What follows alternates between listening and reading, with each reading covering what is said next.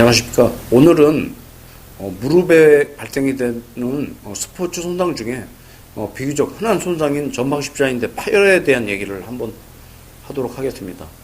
만약에 전방 십자인대 파열이 된다면은 부분적인 파열 이외에는 대부분 완전 파열이 되는데, 부분 파열보다는 완전 파열이 훨씬 더 많고요. 완전 파열인 경우에는 대부분 수술적인 치료를 하게 되겠습니다. 전방 십자인대 파열에 대한 수술은 봉합을 하는 봉합술은 아니고요. 인대를 다시 만들어 넣어주는 재건술이 되겠는데, 재건술이란 어떤 수술이냐면은 인대의 역할을 할 이식물을 넣어주는 수술이 재건술이 되겠습니다. 만약에 누군가가 전방 십자인대 파열이 돼서 수술을 하게 된다면 한 번은 꼭 이제 고민해야 될 것이, 십자인대에 대한 재건술을 하게 되는데 그런 이식물은 무엇을 사용할 것인가에 대한 내용이거든요. 크게 두 가지가 있습니다. 하나는 자가건이고 하나는 타가건인데, 자가건은 본인 힘줄을 이용하는 것이고, 타가건은 죽은 사람으로부터 채취한 힘줄을 이용하는 것인데, 저 개인적으로는 자가건을 이용한 전방 십자인대 재건술이 월등히 더 좋다고 생각을 하고 있습니다. 그래서 오늘은 자가건을 이용한 전방 십자인대 수술이 왜 좋은가에 대해서 말씀을 드리도록 하겠습니다. 일반적으로 전방 십자인대 파열이 되게 되면은 어떤 증상이 나타나냐면은, 초기에는 먼저 붓고 피가 나서 아프고 하겠지만은 시간이 지나면 이제 붓고 피난 거는 가라앉겠죠. 그런 경우에는 이제 남는 증상이 불안정한 상황입니다. 불안정하다는 얘기는 무슨 얘기냐면은, 전방 십자인대는 무릎이 앞쪽으로 밀리는 것을 막아주는 역할을 하기 때문에 무릎이 앞쪽으로 이렇게 밀리는 동요 증상이 나타나거든요. 지금 보시는 사진은 전방 십자인대 파열이 있는 환자에서 동요 정도를 보기 위해서 저희가 이제 인대 부하 검사를 한 엑스레이 사진이 되겠는데, 좌측에 보시는 그림이 십자인대가 파열된 환자의 사진이고요. 반대쪽은 같은 환자의 반대쪽 무릎이 되는데, 전방 십자인대 파열이 되게 되면은 무릎이 앞쪽으로 이게 밀리게 되는데, 이 환자 같은 경우에는 한 8mm 정도 밑에 있는 뼈가 앞으로 밀리니까 8mm 동요가 있다고 저희가 판단을 하게 되겠습니다. 8mm 정도면은 꽤 동요가 심한 상황이 되겠고요. 8mm 정도라면은 보통 저희가 완전 파열이라고 볼 수가 있는데, 이제 이런 파열이 이제 확인이 되는 경우에 우리가 이제 MR을 찍게 되면은 한번 그림을 보면서 설명을 하도록 하겠습니다. 좌측에 있는 그림은 정상적인 사람의 무릎의 전방 십자인대 MRI가 되겠는데, 검은 부위가 십자인대가 되겠고요. 만약에 파열이 되면은 중간에 있는 이 인대가 끊어져서 파열이 돼서 연결이 끊어지기 때문에 우측에 있는 그림같이 십자인대를 보여주는 이미지가 지금 없어져서 보이지 않거든요. 그렇기 때문에 우리가 일반적으로 생각하듯이 이렇게 꼬매주고 봉합을 하는 수술은 안 된다는 것입니다. 앞서 말씀드렸듯이 재건술이 필요하다고 말씀을 드렸는데, 재건술은 그림에서 지금 보시는 바와 같이 인대 역할을 할 이식물을 넣어주는 수술이 되는데, 그냥 넣어서는 유지가 안 되기 때문에 위쪽하고 아래쪽에 뼈에 고정을 하는 그런 그 과정이 같이 동반이 되겠습니다.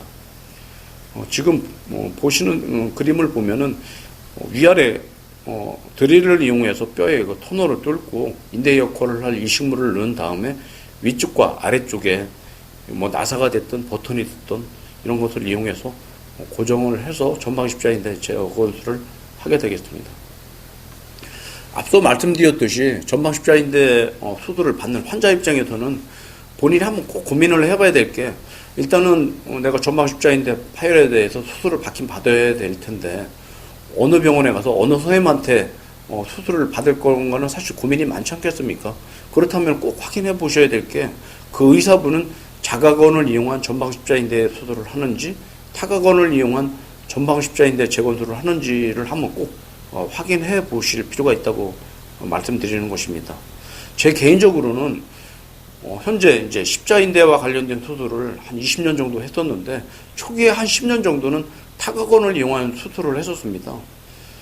그 이후에 한 10년 정도는 지금 자가건을 이용한 십자인대 재건술을 하고 있는데, 제 개인적으로는 타가건보다는 자가건이 훨씬 더 결과도 더 좋고 후유증이나 합병증도 없기 때문에 지금 시행을 하고 있고요. 잠깐 그림을 보시면은 좌측에 있는 것은 현재 제가 하고 있는 반곤양건을 채취한 자가건 힘줄이 되겠고요.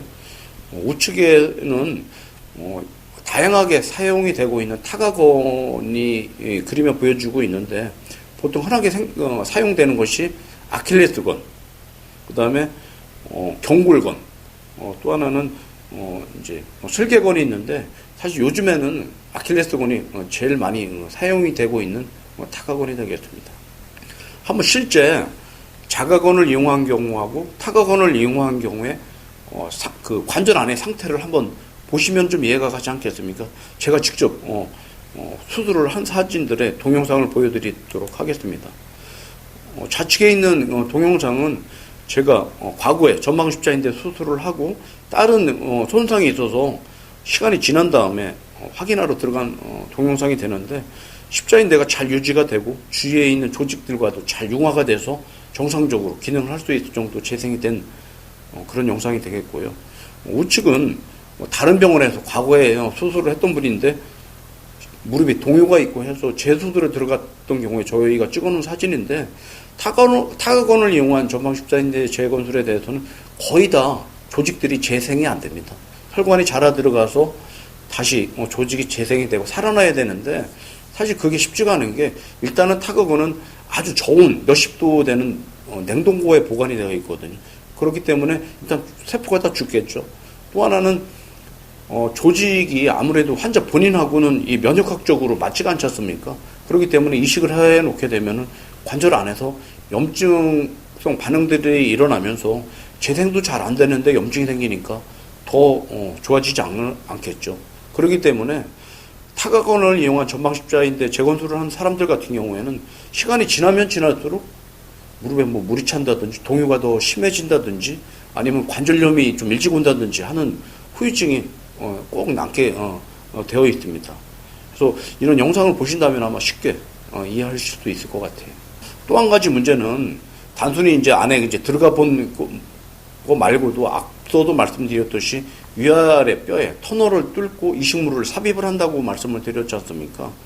자가건, 환자의 본인의 힘줄을 쓴다면은 사실 면역학적으로도 거부 반응이 없고 살아있는 조직이기 때문에 재생이 잘 되기 때문에 터널을 뚫었을 때 그 터널이 그대로 유지가 됩니다. 하지만 타가건을 이용한 경우에는 예를 들어서 내가 10mm를 뚫었다고 하더라도 시간이 지나면 그게 15mm, 20mm가 되기 때문에 뼈에도 손상이 오지만은 이식물이 들어가 있는 터널이 넓어지게 되면 안에 있는 이식물이 동요가 유격이 생기지 않습니까? 그럼 무릎이 이제 불안정. 또 한 가지는 이제 십자인대 수술을 하는 이유는 뭐냐면은 무릎을 안정적으로 만들어 놓기 위해서인데 자가건은 앞서 말씀드렸듯이 환자 본인 거다 보니까 재생이 잘 되고 원래대로 기능을 할 수 있는 여지가 당연히 많겠죠. 그렇기 때문에 수술이 정상적으로 잘 되고 재활 하는데 큰 무리만 없다면은 동요가 거의 남지 않습니다. 지금 보시는 사진은 자가건을 이용해서 십자인대 수술을 한 후에 무릎이 얼마나 밀리는가를 보는 부하검사가 되는데 수술한 다리나 수술하지 않은 다리나 동요의 정도가 큰 차이가 없거든요. 또 한 가지 문제는 단순히 이제 안에 이제 들어가 본 거 말고도 앞서도 말씀드렸듯이 위아래 뼈에 터널을 뚫고 이식물을 삽입을 한다고 말씀을 드렸지 않습니까? 자가건, 환자의 본인의 힘줄을 쓴다면은 사실 면역학적으로도 거부 반응이 없고 살아있는 조직이기 때문에 재생이 잘 되기 때문에 터널을 뚫었을 때 그 터널이 그대로 유지가 됩니다. 하지만 타가건을 이용한 경우에는 예를 들어서 내가 10mm를 뚫었다고 하더라도 시간이 지나면 그게 15mm, 20mm가 되기 때문에 뼈에도 손상이 오지만은 이식물이 들어가 있는 터널이 넓어지게 되면 안에 있는 이식물이 동요가 유격이 생기지 않습니까? 그럼 무릎이 이제 불안정. 이제 한번 정리를 해보겠습니다. 자가건을 이용한 수술의 장점이 곧 타가건의 단점이 되겠죠. 한번 자가건의 장점을 말씀을 드리면은 첫째, 거부 반응이 없습니다. 당연한 얘기죠. 조직이 살아있고 환자 본인의 그 조직이다 보니까 빠른 조직의 재생이 되고 안정화가 되기 때문에 원래 기능을 할 수가 있고요. 부작용이 또 없고요. 보통 타가건을 이용하는 경우에는 타가건에 대한 재료들을 사야 되지 않겠습니까? 그건 건강보험에서 보험 기준이 안 되기 때문에 환자 본인이 비용 부담을 해야 되는데 그것도 적지 않은 부담이 되겠고요. 타각원에 대한 단점을 말씀드리면 사실 타각원으로 인한 장점은 수술 시간이 좀 줄일 수 있다는 거 이외에는 장점은 거의 없고요. 단점을 좀 한번 말씀드리겠습니다. 거부 반응으로 인한 염증이 많이 생길 수 있다는 거고요. 조직이 냉동 상태에서 죽어있는 조직이고 환자 본인의 조직하고는 또 맞지 않기 때문에 합병 기간, 그러니까 재생이 돼서 이게 낫는 기간이 오래 걸린다는 거. 앞서 말씀드렸듯이 뼈에 터널이 넓어질 수 있다는 거. 이런 여러 가지 문제가 있기 때문에 재활 기간도 길고 또 추가적인 비용이 더 들기 때문에 사실 타각원으로 인한 장점보다는 단점이 훨씬 더 많게 되겠습니다. 그럼 이제 자각원을 이용한 수술을 하게 되면은 채취하는 부위가 있어야 되지 않겠습니까? 그림을 보면서 잠깐 설명을 하도록 하겠습니다. 크게 세 가지 중에 하나를 이용하게 되는데 슬개건을 쓸 수가 있고요. 대퇴사두건을 쓸 수가 있고 햄트링건을 쓸 수가 있습니다. 그림에서 보시는 이 앞쪽에 있는 부위가 슬개건이 되는데 슬개건은 슬개골하고 경골 사이에 있는 슬개건의 안쪽 한 3분의 1 정도를 채취를 해서 사용을 하고 있고 과거에 많이 했었습니다. 저도 주니어 스텝 때는 자가 슬개건을 이용해서 수술을 했었는데 지금은 이제 잘 안 하는 이유가 이런 수술을 이제 10년, 20년 하다 보니까 장기적인 그 연구 결과에 의해서 슬개골에 관절림이 온다거나 슬관절 앞쪽에 장기적인 오랫동안 지속되는 관절 통증이 있다는 연구 결과 보고가 있기 때문에 요즘은 잘 사용하지 않습니다.